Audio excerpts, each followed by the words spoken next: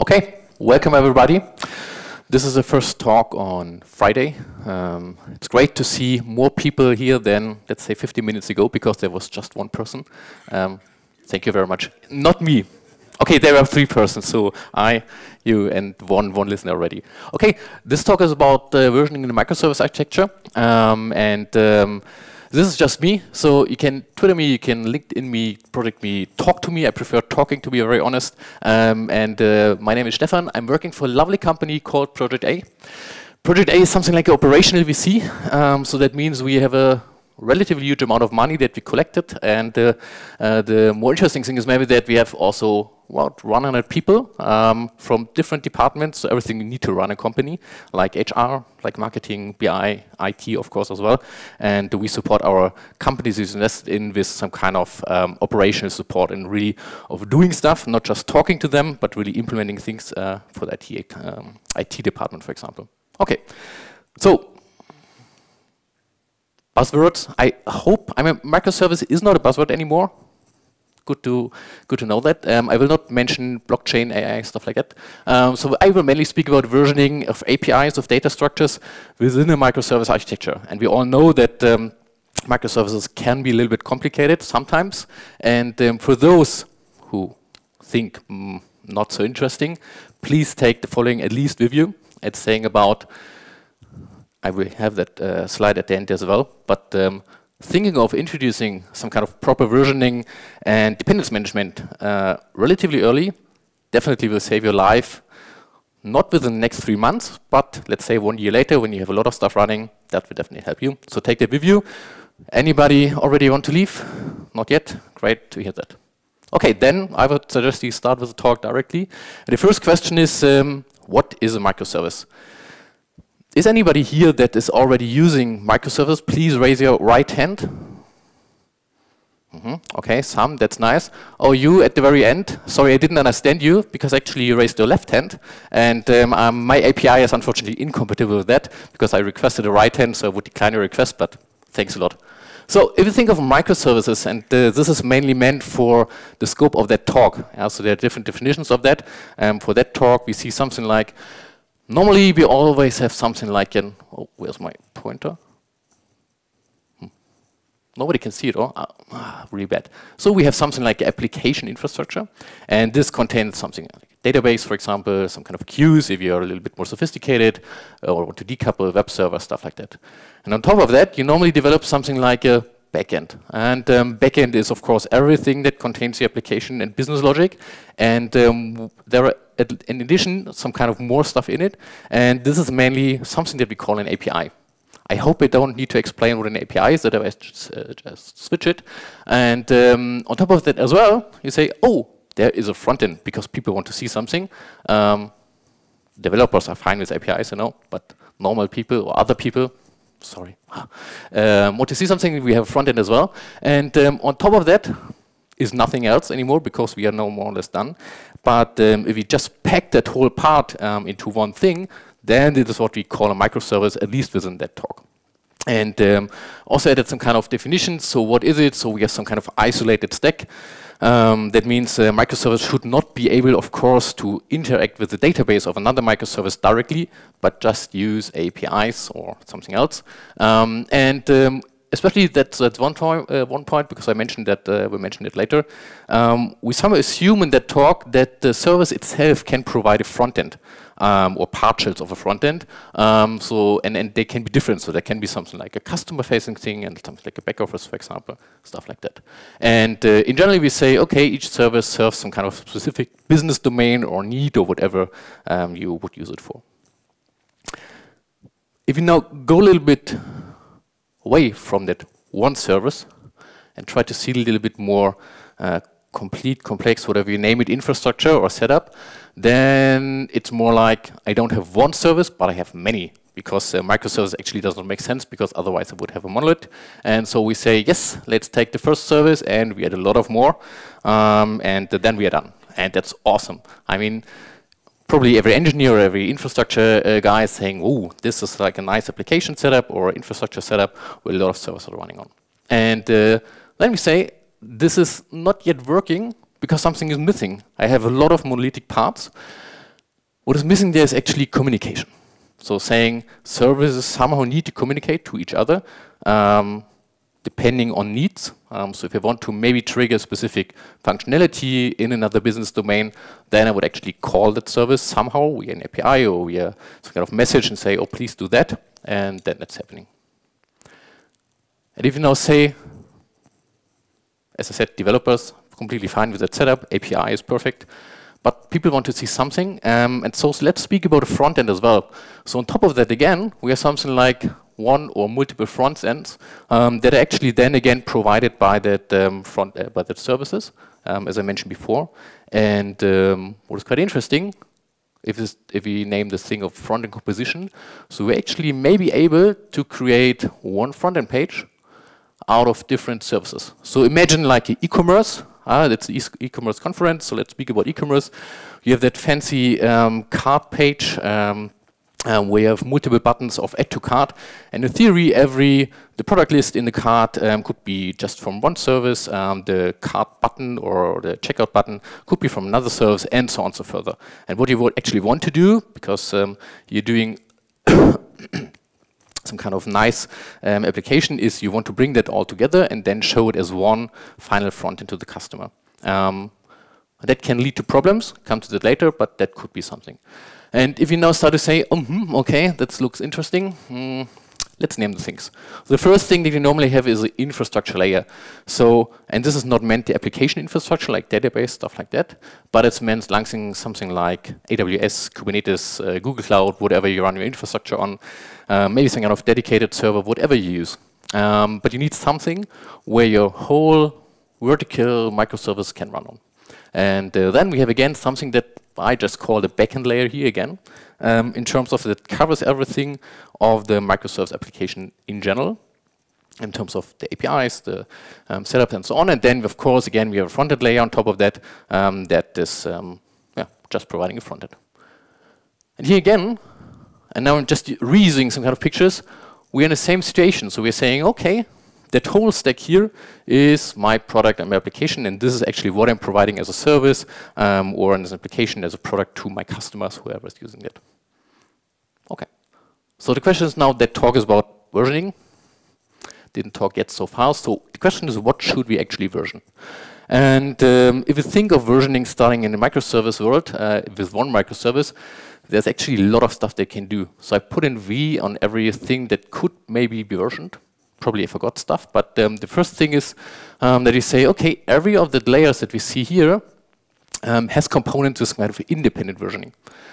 So you have code, of course, you have maybe a database version XYZ, you have some kind of front-end, different front-end version, and so on and so further. And the funny thing is that combination of versions within a layer, so if we see that here, actually resides again within a version for that whole application infrastructure part, let's say, or that code base or wherever you have your setup running. That combination of versions of the different layers resides again in a version of a microservice. So that means at the very end, you can see all that stuff here within as some kind of vector or a graph or whatever you name it that finally describes your microservice setup itself. So the combination of all the different versions and finally say, oh, this is my setup of microservice, and this is something that I actually need to run that thing in a hopefully proper way. And we speak about that vector, I just mentioned it, so we have something like different front-end components, we have bundles and bundles or whatever you have it. You have application code, you have maybe other service clients, so you want to talk to another service, then you may have some kind of library implemented or got it from the service that you can talk to that, and you have an infrastructure part. And all of that's coming together into a release or a version of your microservice. And this is exactly already one point where we see, I just use some kind of counters here. So I'm not saying, oh, this is 2.1.5, whatever. The reason behind that is actually that we often experience that we actually cannot really name. Is it some kind of patch, or is it some kind of additional feature or whatever? Because if I'm just changing, let's say, the database version, so using another patch version, probably would say, this is just increasing some kind of patch level of the microservice itself. But that gets complicated. That's why we just said, okay, we use counters. That's relatively easy overseeable, and that's fine. This is one microservice, and now if we see it a little bit larger, and to be very honest, this is just 8, so it's not that much, then we somehow can figure out I have multiple releases, multiple versions of a microservice, and they are all forming, again, some kind of another vector, some kind of application vector, where I can say, okay, that vector actually describes my whole landscape of microservices with some kind of specific setup. And this combination then is my application. And hopefully it's a combination that is actually working. Because you normally don't want to deploy stuff to a production environment where you say, oh, that setup's not working. And if I think about deployments, for example, you may want to be able to reset up a new cluster. And then you're going to say, oh, I have 80 microservices running. I can spin up every one by one and just check whether it's the same version like in a real production system. Or what could be better is to say, I just take that whole vector here, paste it somewhere, and then by some kind of magic named automation, the whole cluster is actually just provisioned with that set of microservices. That could help. The one point that I actually didn't mention so far, because I've just speak about the services itself, is the API part. And I tried to highlight a little bit what can be seen as an API here. We could say, okay, the front-end is providing and using some kind of front-end API. The problem with that is, dependency. The second thing, the backend, maybe it uses external APIs, or it's providing APIs for some kind of specific functionality. And then we have the same thing again. Oh, there is a dependency. And unfortunately, we cannot live without the dependencies. That's clear. But it makes our life as developers or engineers much, much harder than without. Obviously, I mean, everybody probably installed NPM one time, loading gigabyte of dependencies. The problem with that is relatively easy because it's static. If you think of APIs in a microservice architecture, it's not static because you have a living system that is used the same or at the same time the whole time by any other components within that. And so you're not really able to break stuff. I mean, you could. So, but why is it dependency stuff actually dangerous? It's because if you break a dependency, you have the relatively high chance you break your whole system. So imagine of the case you're just removing an API, deploying the service to production, and then you see, oh, I didn't take care of, somebody actually used that API, and unfortunately it was just a service built specific for our CEO who's getting some kind of reportings. I guess you get a phone call and you know what will happen. So the problem with that external dependencies is actually that you say, you don't know who's using them. So you cannot delete just simply stuff. And you have no control about that. So think of an external package, or not package, not a good thing, but think of using an external service. Then you say, okay, I have no control because I'm the owner of my service, and that's it. And if you want to introduce some kind of BC breaks in the API, then you're actually lost because you cannot remove it. You're depending on somebody else. And so you must somehow maintain multiple versions of the same API because there were changes. This can be everything from super easy to super hell. And just to give you a short example on that, really easy. We have one API or service providing one API, customer create, and that has an interface. You say email is mandatory, first name, last name, not. Marketing come and say, boo-hoo, the customer is new, let's send him a welcome email when he registers. You say, actually, not a problem, because my whole microservice landscape already has a customer service. We saw that already, and there is an email service, because somebody has a clever idea already to send emails, and so it was implemented. Problem with that is you don't own that. So if we continue that a little bit, we say, okay, we want to use that service on a customer registration. And so we add another dependency to that. And the interface of that service, unfortunately, it's saying, oh, email mandatory. That's completely fine. But the first name and the last name is as well mandatory because marketing want to send professional emails, and there should be a first name and last name in it. And then now you're running into a problem because actually this will definitely affect your API. And is it time already? No. And the problem again is then you have no idea who's using the API because you actually don't know if customer create is called by just the checkout or maybe by some kind of ERP backend systems, whatever. And so the only chance to survive that is to say, oh, I create another API. So I create another API, it's a BC break, you see it here. And the first and the last name are now also mandatory. And then I can go and implement my persistence part. And of course, I can also trigger that email. to be very honest, this is a ticking bomb, because at one point in time, it actually just boom, and then you're somehow screwed. Because you have multiple versions of APIs for just customer create, and you actually have still no idea who's using them, and that will finally run into problems. If you then decide, oh, let's clean it up, and just remove a little bit of that stuff, this will break. So the question is, how could you actually avoid it? So what is an approach to that? And a just standard approach would be, oh, let's do some kind of machine-readable transparency part. So what you could think of to say, I define something like a data structure that is actually saying, oh, I'm an interface for a price.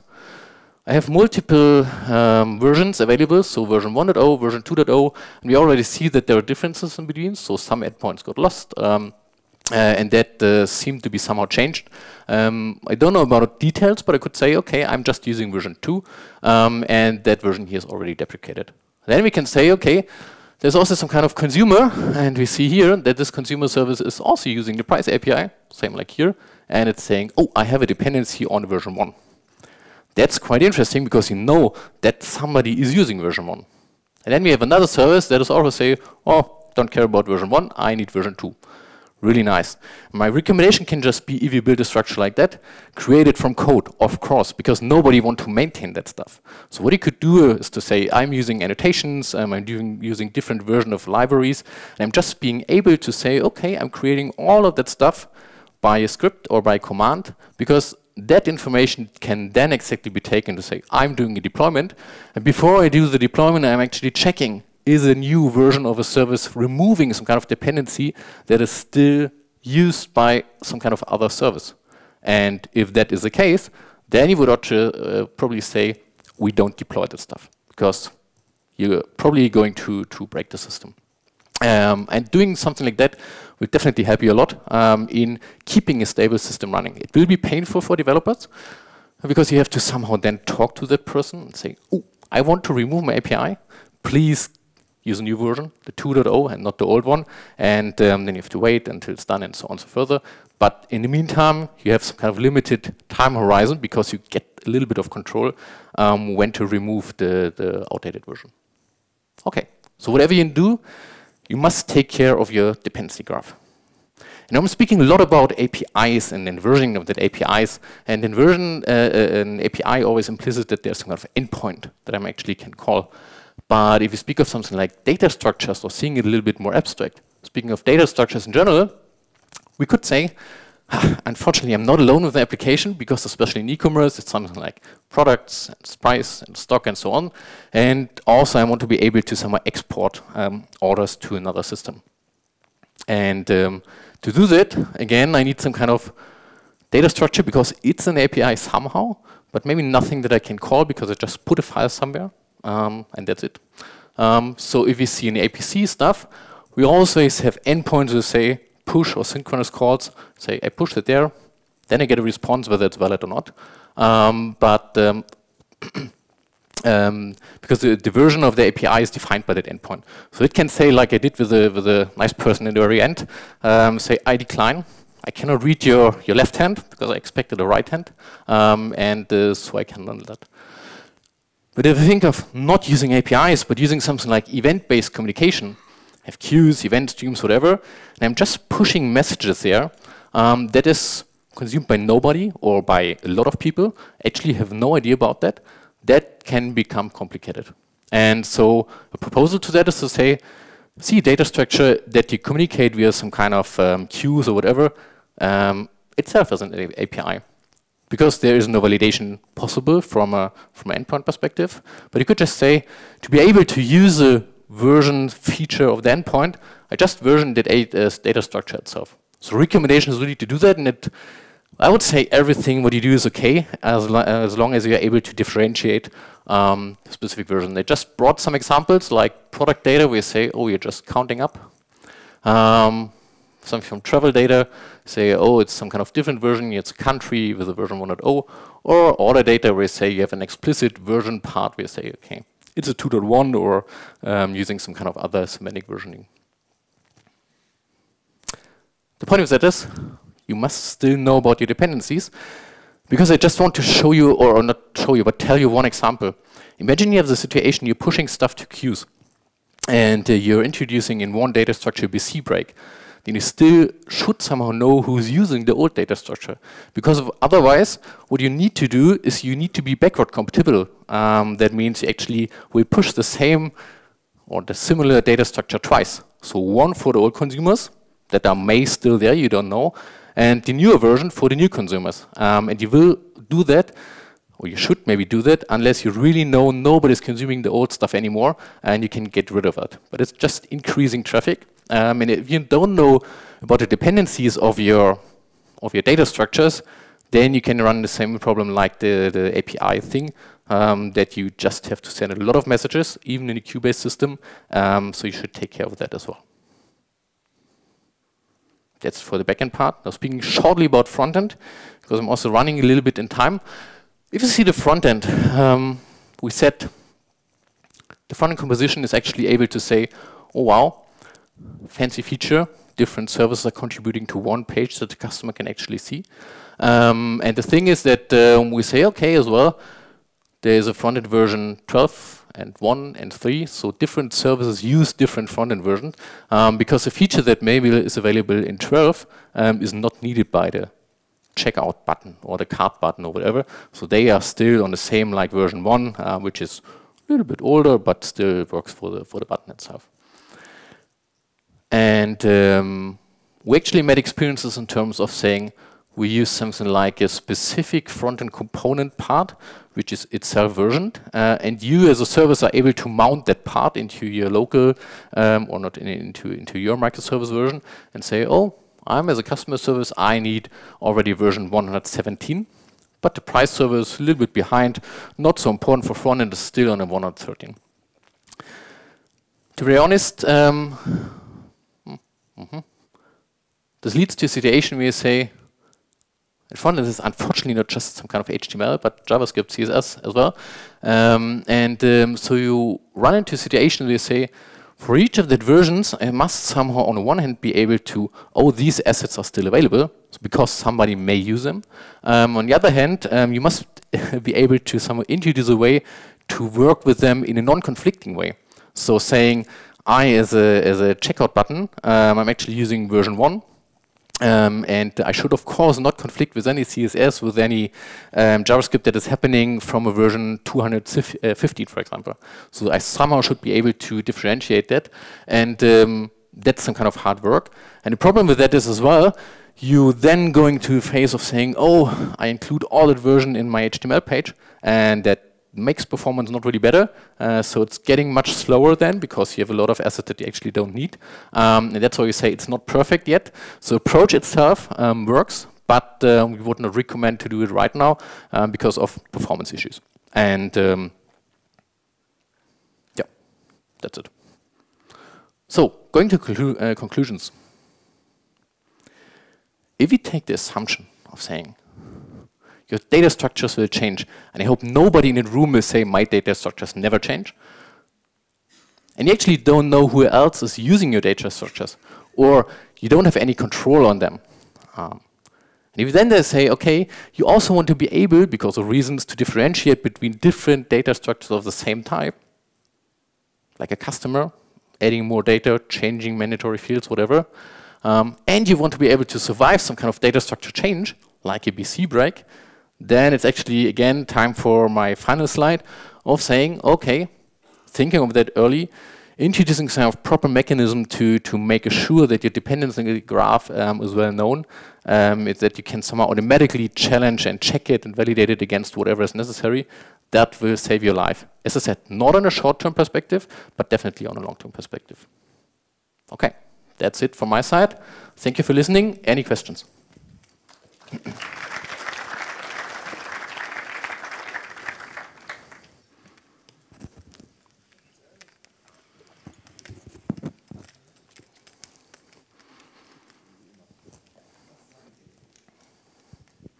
Thank you for your great talk. Thanks a lot. I enjoyed it a lot. Did you think of semantic versioning instead of having a counter in order to make the whole thing more understandable for outside stakeholders, like what is a BC break, what is a feature, because it's not always a full number going up. Yep, that's a good question. Yes, so we had a couple of examples where we actually used semantic versioning, especially for that microservice part. We tried it in the very beginning, but relatively fast figured out that it was really hard to differentiate between what is a feature, what is a patch version, and so on and so further.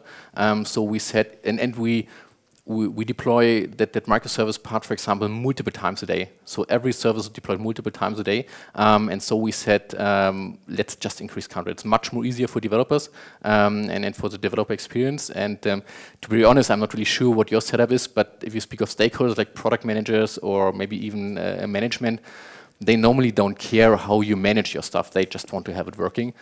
So you as a developer should feel comfortable with that. But of course, if you prefer semantic versioning, that's completely fine. But we haven't seen any disadvantage of that approach so far, let's say on a microservice or application perspective. Would I somehow version APIs in a way just counting? Definitely not. And that one data structure that I actually showed, this is something I say, maybe not the best idea to just increase it.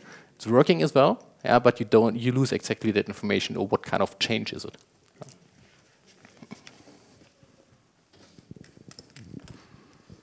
Hi, I have two questions actually. First, about the queuing, versioning of the queuing. Wouldn't it be easier to have version topics and then just rely on the queuing system to look who is still using my version 1? Yeah, that would be possible, definitely. The point is still, from my perspective, that I, as a consumer of messages, I need to check whether somebody is consuming that message still. So I may need to push multiple messages of the same type, let's say, but in different versions. But yes, the queuing system could definitely take care of that to handle that, because otherwise I'm also sending traffic to consumers that don't understand it. So I haven't mentioned it here, but yeah, absolutely right. Good point. And the second question, what do you think about contract-based testing, because consumer-based contract-based contract testing? Because I think there is an idea that it could help a little bit with this problem of dependencies. Do you see it working in real life or not? To be very honest, we haven't tried it out so far, but maybe in one of our next projects. So unfortunately, I cannot give you some kind of good answer to that, but good point, maybe. Anybody else had here? Oh.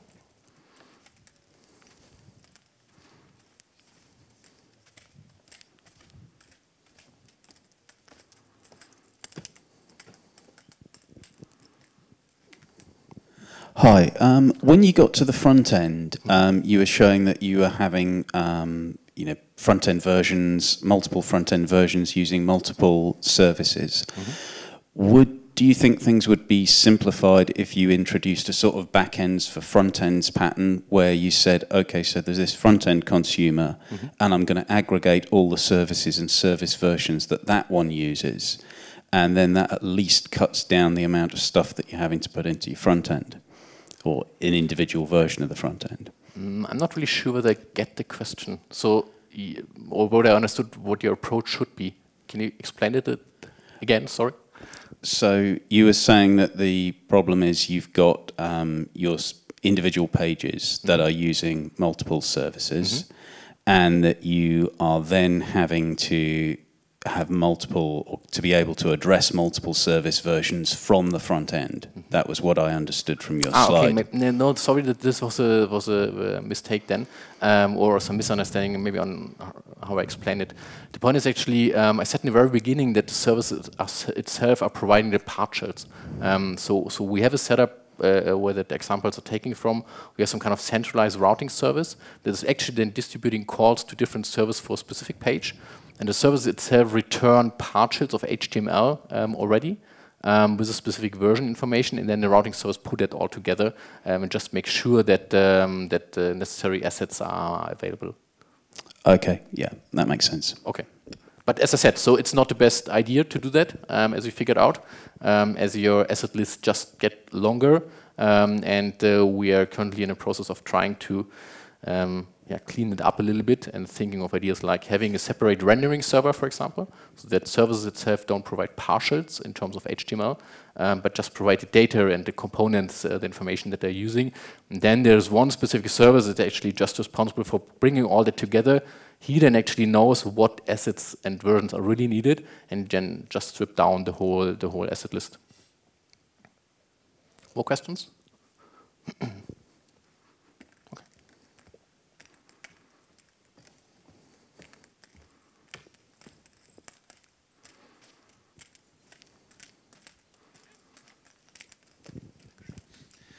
I got a question on the dependency graph, on the how you handle deprecation actually. So you said that you fail your deployments if a service version gets unavailable. But is there some kind of mechanism which tells teams beforehand if a service gets deprecated? Not yet. So we checked that already during deployment in terms of saying, oh, by the way, you're using a deprecated version from another service. So you would see that as a highlight, but you would not stop the deployment in that case. So the team or the person deploying that is actually pinged in terms of, oh, something is there that you should change in the future, but we don't break it. Thanks for the talk. When should it be considered to be as a microservice? So let's say we have some functionality and it will be used by only one consumer. Do we need to still have it as a microservice, or? It depends. Because I'm trying to avoid having multiple versions for different microservices. So it heavily depends on that functionality. So I mean, and how you actually set up your whole stack, I would say. So if you're going more for, let's say, heavier microservices, then you probably won't need it you would not need create a specific one for just that functionality. But it really depends on your approach. So I also see architectures or setups where it's really some kind of small microservice approach, really doing really specific things, not yet Lambda or nano services, but that are really specific. So it really depends on your setup, and maybe it also depends how easy you can spin up new microservices. I mean, I haven't talked about that, but could probably talk about hours about that. How you're able to integrate a new microservice into your architecture, and probably that will also influence your decision. Yeah. But just to mention that, I mean, more microservices need more maintenance, more monitoring, more logging. They increase the overall complexity. So it's always a decision whether you say, oh, I'm going more into heavier, if I'm doing microservices, more heavier microservices, or I really have a lot of them and just being them smaller. Yeah. So does it answer your question? Yeah, thank you. Yeah, okay.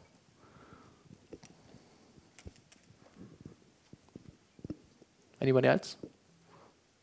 Oh.